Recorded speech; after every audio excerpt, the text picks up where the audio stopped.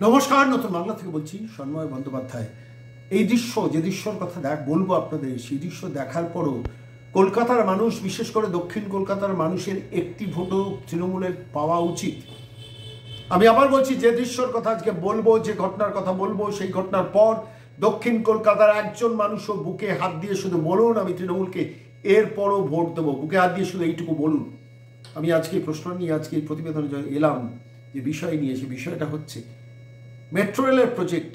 আপনারা জানেন নিউ গড়িয়া থেকে যে রেলটা যাচ্ছে সরাসরি চলে যাওয়ার কথা বিমানবন্দরে, বেলেঘাটা থেকে গৌরকিশোর ঘোষ স্টেশন, এর মধ্যে বেলেঘাটা স্টপ থেকে বেলেঘাটা স্টপ পর্যন্ত এসে মেট্রো থেমে যায়। সেই মেট্রো গৌরকিশোর ঘোষ স্টেশন সল্টলেকের মধ্যে দিয়ে নিউ টাউনে যেটা যাওয়ার কথা, সেইটুকু পথ 366 মিটারের 3টে স্তম্ভর কাজ বাকি মেট্রো রেলের দীর্ঘদিন ধরে। তার কারণ কি, চিংড়িঘাটাতে ট্রাফিকটাকে একটু বাইপাস করাতে হবে। সেই কাজটা কলকাতার রাজ্য সরকারের, কলকাতা পুলিশের, রাজ্য সরকারের পরিবহন দপ্তরের এবং কলকাতা পুলিশের, ট্রাফিক পুলিশের, সেই কাজটা মমতা বন্দ্যোপাধ্যায় হতে দিচ্ছেন না। বছরের পর বছর, মাসের পর মাস এই 366 মিটারের জটে আটকে মেট্রো রেল। এবং যারা জানেন নিত্যযাত্রী, আমি তাদের বলছি, আপনারা জানেন যে শেষ পর্যন্ত বেলেঘাটা স্টেশনে এসে আপনাদের নেমে যেতে হয়, তারপর আবার অটো ধরতে হয়, গাড়ি ধরতে হয়। অঙ্কটা কি? অঙ্কটা হচ্ছে যে এই মেট্রো রেল চালু হলে ক্রেডিট তো কেন্দ্রীয় সরকার পেয়ে যাবে। ফলত নবান্নের যে মহিলা বসে আছেন তিনি তো ক্রেডিট পাবেন না। ফলত ক্রেডিট যেহেতু পাবো না, সেই জন্য এই 366 মিটার কিছুতেই কাজটা করতে দেবো না। আজকে নয় কালকে, কালকে নয় পরশু, দেখবো। এই টোটাল নন কোঅপারেশনের ব্যাপারে শেষ পর্যন্ত একটা কলকাতা হাইকোর্টে জনস্বার্থ মামলা হয়েছিল বেশ কিছুদিন আগে। সেই মামলার শুনানির প্রেক্ষিতে দাঁড়িয়ে কলকাতা হাইকোর্টের নির্দেশ মোতাবেক, তখন প্রধান বিচারপতি ছিলেন শিবজ্ঞানম, তো কলকাতা হাইকোর্টের নির্দেশ ক্রমে শেষ পর্যন্ত 9 সেপ্টেম্বর, এবছরের 9 সেপ্টেম্বর একটি বহুপাক্ষিক বৈঠক হয়, যেখানে মেট্রো রেল কর্তৃপক্ষ থাকে, রেলওয়ে বিকাশ নিগম যারা তৈরি করছেন তাদের প্রতিনিধিরা থাকেন, রাজ্যের পরিবহন দপ্তরের প্রতিনিধি থাকেন, কলকাতা পুলিশের প্রতিনিধি থাকেন, কেএমডি এর প্রতিনিধিরা থাকেন, এবং সর্বসম্মতভাবে সেখানে সিদ্ধান্ত হয় যে ঠিক আছে, সপ্তাহে 2 দিন শনিবার এবং রবিবার রুটটাকে আমরা ডাইভার্ট করে দেবো, নভেম্বরের 1 তারিখ থেকে কাজটা শুরু হবে। এই সিদ্ধান্ত হওয়ার পর, মিটিংয়ের সিদ্ধান্ত হওয়ার পর সংবাদ মাধ্যমে বেরিয়েছিল। তারপর সেই মোতাবেক কলকাতা হাইকোর্টে তার রিপোর্টও জমা পড়েছিল যে সবাই মিলে রাজি হয়েছেন 1 নভেম্বর থেকে কাজ শুরু হবে। এবার 1 নভেম্বর যখন কাজ শুরু হওয়ার ব্যাপার, তখন মেট্রো রেল কর্তৃপক্ষ দেখে, রেলওয়ে বিকাশ নিগম লিমিটেড দেখে, রাজ্য সরকারের দেখা নেই। নন কোঅপারেশন কি? এই ইডেন টেস্ট আছে, এখন করা যাবে না। এই ম্যারাথন দৌড় আছে, এখন করা যাবে না। কোনো না কোনো অঙ্কে, কোনো না কোনো অজুহাতে এখন করা যাবে না। মানে এই লেভেলের নন কোঅপারেশনটা করে কাজটা আটকে আছে। আজকে নভেম্বর মাসের 2য় সপ্তাহ, 3য় সপ্তাহ শেষ হতে চলবে, এখনো পর্যন্ত তোমার দেখা নাই রে, তোমার দেখা নেই। কলকাতা পুলিশের মনোজ ভার্মার দেখা নাই, কেএমডি এর দেখা নাই, এবং পরিবহন মন্ত্রকের দেখা নেই।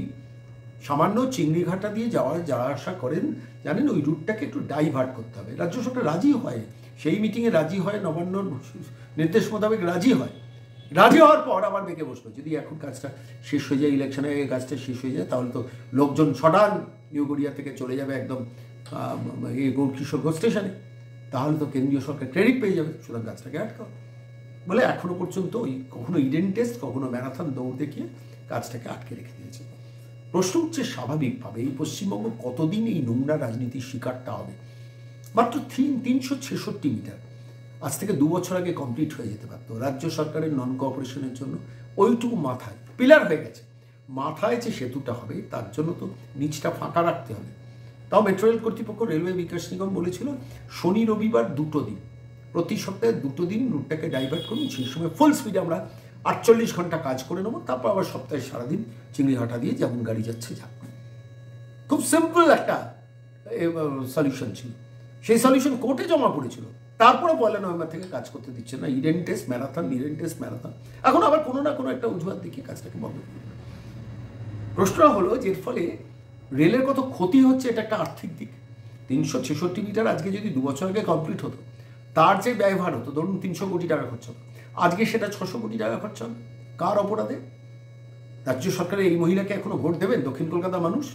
এই পশ্চিমবঙ্গের মানুষ এই মহিলাকে এখনো ক্ষমতায় রেখে দেবেন? এই মহিলার একটি ভোটও পাওয়ার অধিকার আছে? দক্ষিণ কলকাতার যে মানুষ এখনো তৃণমূল কংগ্রেসের বোতাম টেবেন? একটু বুকে হাত দিয়ে নিজেকে প্রশ্ন করবেন তো।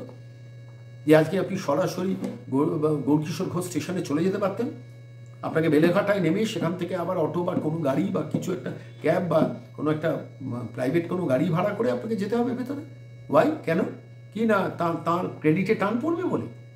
কতদিন এই নোংরামো সহ্য করবে বাংলা? আমি আজকে এই বিষয় নিয়ে প্রতিবেদন এলাম যে রেলওয়ে বিকাশ নিগম লিমিটেড শেষ পর্যন্ত কলকাতা হাইকোর্টে জাস্টিস সুজয় পাল, জাস্টিস পার্থসারথী সেনের বেঞ্চে, ভারপ্রাপ্ত প্রধান বিচারপতি জাস্টিস সুজয় পাল তার বেঞ্চে গিয়ে আবার পুরো ঘটনাটা জানিয়েছেন, জানিয়ে বলেছেন এখন কী করবে।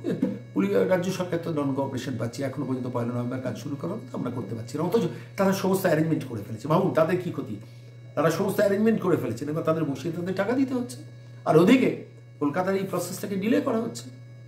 ইডেনের টেস্ট, তার সঙ্গে চিংড়িঘাটায় শনিবার বা রবিবার 2 দিন অফ রাখার অসুবিধাটা কোথায়? ম্যারাথন, তার জন্য চিংড়িঘাটা বন্ধ রাখতে হবে শনি রবিবার, মানে খোলা রাখতে হবে? আমি বলছি বাংলার মানুষ নয়, কলকাতার মানুষ ভাবুন। কলকাতার মানুষের তো তৃণমূল এখনও ভোট পায়, যারা নিউগড়িয়া বা সেই সব অঞ্চলে বা ওইদিকে দক্ষিণ কলকাতা, টালিগঞ্জ, কসবা, ওইসব জায়গায় যারা মানুষ আছে, যারা তৃণমূলকে এখনও একটু একটু একটু একটু একটু সিম্প্যাথি বুকের ডান দিক বা বাঁ দিকে আছে, তারা নিজেদের প্রশ্ন করুন তারপরে ওই নোংরা মানসিকতার দলটাকে একটি ভোটও দেবেন কিনা। আমি আজকে সরাসরি প্রযুক্তিবিদ সুদীপ্ত ঘোষ সঙ্গে এই বিষয়টা নিয়ে কথা বলেছিলাম। সমস্ত ঘটনা যেটা বললাম সেই ঘটনাটা তার মুখ থেকেও শুনুন। নমস্কার সুদীপ্ত বাবু, সন্ময় বলছি। নমস্কার দাদা, বলুন। বলছি চিংড়িঘাটায় 366 মিটারের কাজ বাকি, সেটা নিয়ে এই রাজ্য সরকার, কলকাতা পুলিশ বারবার বাধা দিয়ে আলটিমেটলি কাজটাকে আটকে রেখেছিল। কোর্ট পর্যন্ত বেরোয় যায়, কোর্ট নির্দেশ দেয় যে ইমিডিয়েটলি আরবিএনএল এর সঙ্গে, মেট্রো রেলের সঙ্গে রাজ্য সরকারকে বসে, এই মেট্রোকে বসতে হবে। মেট্রোর সঙ্গে বসে তারা ফাইনাল করলো, করে বললো হ্যাঁ সব এগ্রিড হয়ে গেছে, এবার কাজ শুরু করব। এখনো রাজ্য পুলিশ বা কলকাতা পুলিশ সহযোগিতা করছে না, যার জন্য আরবিএনএল কে আবার আদালতে যেতে হয়েছে 366 মিটারের জন্য। এই বিষয়টা নিয়ে আপনার বক্তব্যটা একটু জানতে চাই। প্রথম কথা বলি, এই যে এই কাজটা, এটা আমি বলবো একটা কমপ্লিটলি দেশ বিরোধী কাজ, দেশের উন্নয়ন বিরোধী কাজ, বাংলা বিরোধী কাজ, যারা বলে না নাকি বাংলার বিরোধী এবং বাংলার মানে মানুষের বিরোধী কাজ, কলকাতা বিরোধী কাজ। যেই কলকাতা মমতা ব্যানার্জিকে গত 17 বছর মানে 100% সিট দিয়ে আসছে, সেই কলকাতার মানুষের বিরোধী কাজ। কিভাবে আমি আপনাকে বলি, এই কাজটা শেষ হয়ে যাওয়ার কথা 2016-তে। প্রথম কথা হচ্ছে, সারা ভারতবর্ষে আপনি দেখবেন যে কোনো মেট্রো রেল স্টেট গভর্নমেন্ট 50% দেয়। মমতা ব্যানার্জি একমাত্র চিফ মিনিস্টার যিনি 1 পয়সাও মেট্রো রেলের জন্য দিচ্ছেন না। দ্বিতীয়ত, আপনি আজকে 2026-এ এসে দেখছেন 300 মিটার ডে ওয়ান, মানে যেদিন মমতা ব্যানার্জি ওই মুকুল রায় ওরা ওই মন্ত্রিসভা থেকে বেরিয়ে এসছে, তার পরের দিন থেকে এখানে যত রকম ভাবে মানে নন কোঅপারেশন করা দরকার সব রকম নন কোঅপারেশন করছে। এখন মাত্র 300 মিটার বাকি আছে। আজকের দিনে মমতা ব্যানার্জি দেখছেন, যদি এই কাজটা হয়ে যায় তাহলে আগামী দিনে আজ থেকে 6 মাস পর ইলেকশন, সেই 6 মাস পর ইলেকশনে সেন্ট্রাল গভর্নমেন্ট একটা সুবিধা পেয়ে যেতে পারে। এবং সেন্ট্রাল গভর্নমেন্ট আজকে ভাবুন, গত 15 থেকে 16 বছর চিংড়িঘাটায় প্রতিদিন সন্ধ্যাবেলা আপনি নিজেও বিভিন্ন টিভি চ্যানেলে যান, ওই চিংড়িঘাটা ক্রস গিয়ে 1 ঘন্টা ট্রাফিক জ্যামে সবাইকে দাঁড়িয়ে থাকতে হয়।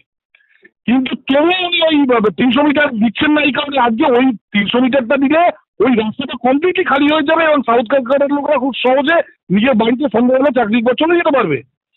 উনি ইচ্ছাকৃত করে দিচ্ছেন না, কারণ যাদের থেকে এই সাউথ ক্যালকাটার লোকেরা বা ধরুন কলকাতা শহরতলি দক্ষিণ 24 পরগনার লোকেরা, তারা যাতে এই সুবিধাটুকু না পায়, যারা নাকি ওনার একদম মানে পিঠে ওঠার, তারা যদি চোখের সামনে দেখে বলে যে সেন্ট্রাল গভর্নমেন্ট আমাদের জন্য কাজ করছে। কারণ গত 8 থেকে 10 বছর আইপ্যাকের বুদ্ধিতে রাজ্যের মুখ্যমন্ত্রী যে রাজনীতিটা করছেন, সেই রাজনীতির একটাই কথা লোককে বলে বেড়াচ্ছেন যে কেন্দ্র নাকি বাংলার বিরোধী। কিন্তু দেখা যাচ্ছে কেন্দ্র একের পর এক বিভিন্ন, যেমন নর্থ সাউথ মেট্রো প্রজেক্টটা করে দিল, বহু রেলের প্রজেক্ট মানে 1200 করে দিয়েছে, প্রচুর টাকা দিয়েছে। আপনি জানেন বন্দর থেকে শুরু করে বিভিন্ন টাকা দিয়েছে, সেই টাকা মমতা ব্যানার্জি ফিরিয়ে দিয়েছে।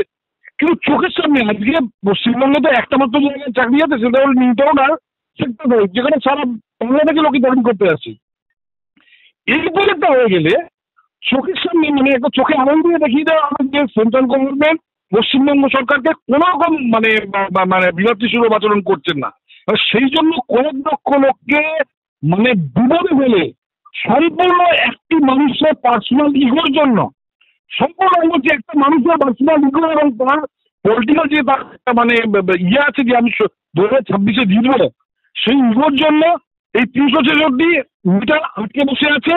ভাবা যায় আপনি গত 80 বছরের ভারতবর্ষের ইতিহাসে একটা প্রজেক্টকে আটকাতে কোন স্টেট হাইকোর্ট পর্যন্ত গেছে, সুপ্রিম কোর্ট পর্যন্ত, আগামী দিনে সুপ্রিম কোর্টও দেখবেন চলে যাবে হয়তো এই 300 মিটার কাজটাকে আটকাতে। আপনি ভিডিও দেখতে পাবেন না, একমাত্র পশ্চিমবঙ্গেই সম্ভব। আর এই সকল সাউথ কার্কাসিয়ান যে আদলরা আছে, যারা এই কোথায় কোথায় মানে যে কোনো বাংলাদেশের গড়ি ধরতে পারলেই যাদের আনন্দ, সাউথ কার্কাসিয়ান আতেল, যাদবপুরের আতেল, টালিগঞ্জের যে আতেলরা আছে, তারা চোখে একবার দেখুক যে কি যেই যাদের তারা এই এত বছর ভোট দিয়েছে, সেই গভর্নমেন্ট কি করে যাদের 100% এই টালিগঞ্জ গত 50,000 ভোটে জিতিয়েছিল তৃণমূল কংগ্রেসকে, আজকে দেখুক সেই টালিগঞ্জ। যাদবপুর 30,000 না 40,000 ভোটে জিতিয়েছিল, যাদবপুর দেখুক যে কি করে সন্ধ্যাবেলা বাড়ি ফিরতে হয়, কিভাবে তাদের কাজটাকে আটকানো হয়। আমি আর কি বলবো দাদা, মানে খুব দুর্ভাগ্যজনক ঘটনা, মানে এটা ভীষণ দুর্ভাগ্যজনক, এটুকুই বলতে পারি। মানে বাঙালি হয়ে জন্মেছি, এটাই আমাদের দুর্ভাগ্য। অনেক ধন্যবাদ দাদা, অনেক ধন্যবাদ।